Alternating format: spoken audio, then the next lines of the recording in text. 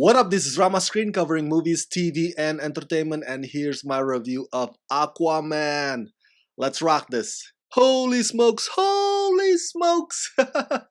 You would think that after the disappointing Batman vs. Superman Dawn of Justice, and the pretty good Wonder Woman movie, and the underwhelming Justice League, that you would kind of brace for impact as you enter the screening for Aquaman. But boy, let me tell you, I came out of the theaters with my jaws dropped. This is an excellent DCEU installment. What director James Wan has accomplished here is a bold, go-for-broke superhero comic book movie that blows everything else out of the water. No pun intended.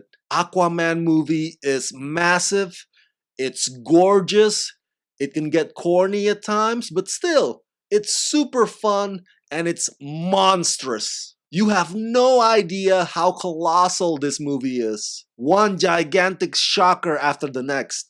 It makes Pacific Rim look like peanuts by comparison. And Jason Momoa owns that role, man. He owns it. Fucking badass. Without giving away too many details, Aquaman is basically an origin story of half-human, half-Atlantean Arthur Curry and takes him on the journey of his lifetime, from when his father falls in love with the Queen of Atlantis, all the way to Arthur having to face who he really is.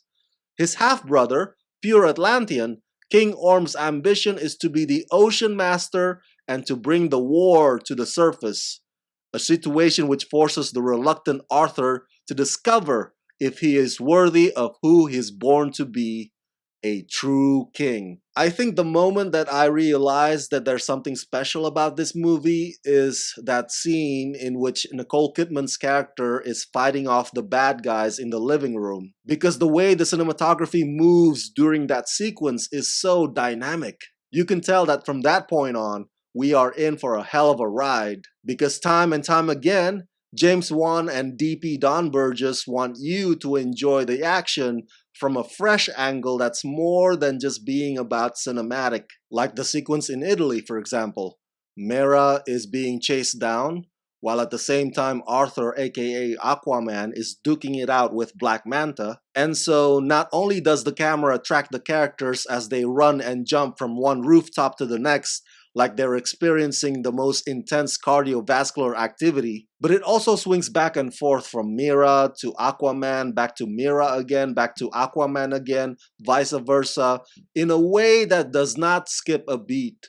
It's so fluid and vibrant. The movie thinks outside the box, or outside the usual parameters that other comic book movies would get stuck in, and so I love that. Just as expected, and I'm sure you can guess from having seen the trailers that yes, this movie's emphasis on world building is incredible. There are several seas and there are several kingdoms, and each of them has a unique design, and each of them is magnificent in its own way. All the storyboard artists and the production designers and the costume crew deserve a round of applause because the worlds they created for this movie are bountiful in rich colors and enchanting beauty. They are a sight to behold. The armor or the suit looks organic and shiny and cool. I had my concerns at first about the suits for both Black Manta and Aquaman, obviously because I'm not a big fan of the combination of orange or gold and green. But both suits, surprisingly enough, do not look cheesy nor clunky at all. Another thing that fascinates me is how they differentiate the sound of the characters' voices between when he or she is on the surface and when he or she is underwater, by which point the voice would sound kind of distorted, somewhat echoish a little bit, kind of letting you know that you are now in a whole separate world, my friend. You are not on land anymore. Of course, we can't talk about a big budget studio superhero movie like this that takes place in the ocean without talking about the visual effects that plays a big role in making this all happen. I can't wait to watch the behind the scenes feature on the Blu-ray that would hopefully reveal how they made the actors look like they're floating effortlessly the entire time. Such a visually stunning movie through and through. It caresses your sight every step of the way. like you are beholding something that's breathtaking and majestic. The Kingdom of Atlantis, for example, is so beautiful and intricate, you feel like you just want to stay there and explore every inch of it. Let's talk about some of the performances. As I said earlier, Jason Momoa owns this role. If you ever had any doubt about him playing Aquaman, those doubts will quickly fade away the minute he enters the screen. And he looks like he's having the time of his life. He looks like he's having a blast, injecting his own chill personality and his I don't give a shit what other people think attitude to this character. Amber Heard, God bless her, she can't really act, but she does her job in this movie. And by that I mean, as a love interest who occasionally kicks ass, Amber Heard rises to the occasion. But just don't expect her to give you a variety of reactions or expressions because there's not much going for her there. She looks amazingly hot though, and she knows it. The movie by no means aims to sexualize her, but Amber works her figure and her walk to her advantage. Now, the movie does its best to not make Black Manta one-dimensional character by giving him a revenge motivation, and you gotta give Yahya Abdul-Mateen II credit for making it work. Manta is a formidable foe, but the real big bad villain is actually King Orm, played by James Wan's frequent collaborator Patrick Wilson, who gives an outstanding performance. Nobody can show you a man thirsting for power the way Patrick Wilson does. The story is engaging all the way.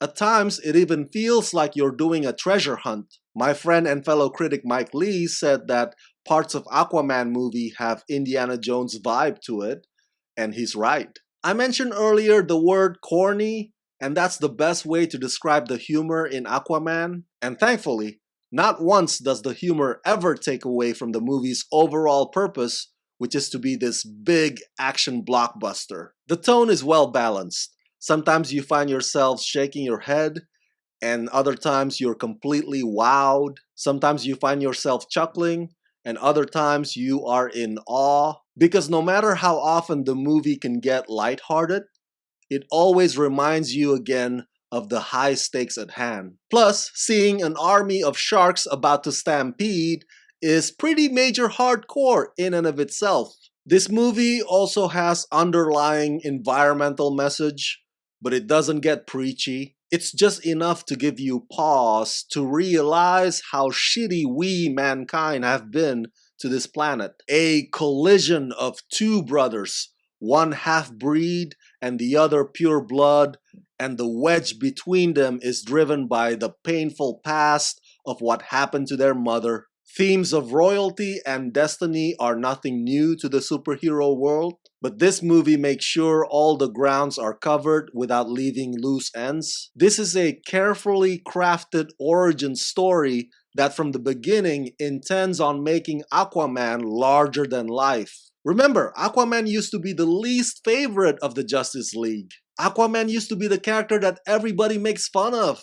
I remember that classic Kids in the Hall funny sketch where Justice League members tell Aquaman to go talk to the fishes because they view him as useless. Well, believe it or not, through this movie, James Wan and Jason Momoa successfully managed to make Aquaman way cooler than Superman and Batman combined. I know, it's a ballsy statement, but it's true. You'll never see the character Aquaman the same way ever again after watching this movie.